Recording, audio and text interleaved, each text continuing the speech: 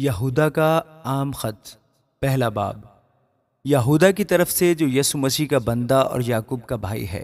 ان بلائے ہوئوں کے نام جو خدا باپ میں عزیز اور یسوع مسیح کے لیے محفوظ ہیں، رحم اور اطمینان اور محبت تم کو حاصل ہوتی رہے۔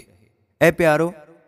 جس وقت میں تم کو اس نجات کی بابت لکھنے میں کمال کوشش کر رہا تھا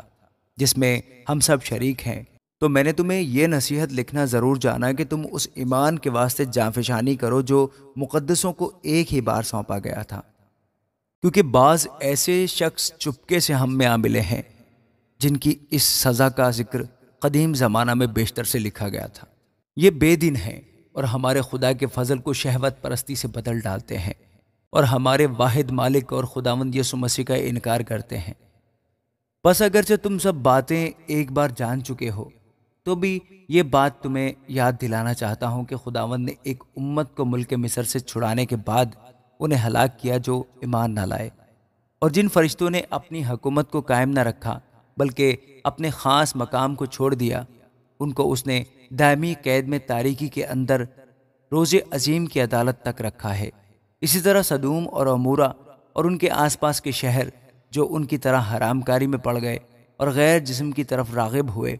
ہمیشہ کی آگ کی سزا میں گرفتار ہو کر جائے عبرت ٹھہرے ہیں۔ تو بھی یہ لوگ بھی اپنے وہموں میں مبتلا ہو کر ان کی طرح جسم کو ناپاک کرتے اور حکومت کو ناچیز جانتے اور عزت داروں پر لان تان کرتے ہیں۔ لیکن مقرب فرشتہ میکائیل نے موسیٰ کی لاش کی بابت ابلیس سے بحث و تکرار کرتے وقت لان تان کے ساتھ اس پر نالش کرنے کی جرت نہ کی، بلکہ یہ کہا کہ خداوند تجھے ملامت کرے، مگر یہ جن باتوں کو نہیں جانتے ان پر لان تان کرتے ہیں، اور جن کو بے عقل جانوروں کی طرح طبعی طور پر جانتے ہیں ان میں اپنے آپ کو خراب کرتے ہیں۔ ان پر افسوس کہ یہ کائن کی راہ پر چلے اور مزدوری کے لیے بڑی حرص سے بلعام کی سی گمراہی اختیار کی اور کورہ کی طرح مخالفت کر کے ہلاک ہوئے۔ یہ تمہاری محبت کی ضیافتوں میں تمہارے ساتھ کھاتے پیتے وقت گویا دریا کی پوشیدہ چٹانیں ہیں۔ یہ بے دھڑک اپنا پیٹ بھرنے والے چرواہے ہیں۔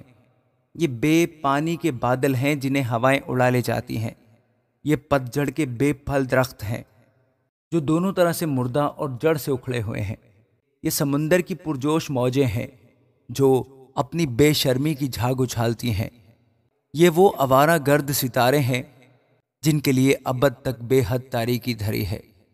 ان کے بارے میں ہنوک نے بھی جو آدم سے 7ویں پشت میں تھا یہ پیشن گوئی کی تھی کہ دیکھو، خداوند اپنے لاکھوں مقدسوں کے ساتھ آیا تاکہ سب آدمیوں کا انصاف کرے اور سب بے دینوں کو ان کی بے دینی کے ان سب کاموں کے سبب سے جو انہوں نے بے دینی سے کیے ہیں اور ان سب سخت باتوں کے سبب سے جو بے دین گنہگاروں نے اس کی مخالفت میں کہی ہیں قصوروار ٹھہرائے۔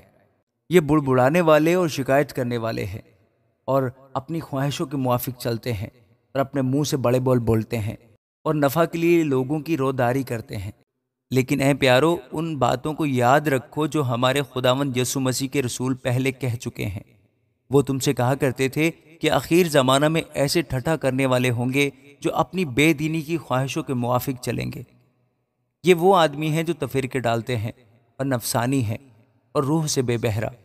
مگر تم اے پیارو، اپنے پاک ترین ایمان میں اپنی ترقی کر کے اور روح القدس میں دعا کر کے اپنے آپ کو خدا کی محبت میں قائم رکھو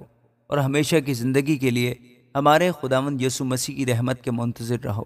اور بعض لوگوں پر جو شک میں ہیں رحم کرو، اور بعض کو جھپٹ کر آگ سے نکالو، اور بعض پر خوف کھا کر رحم کرو،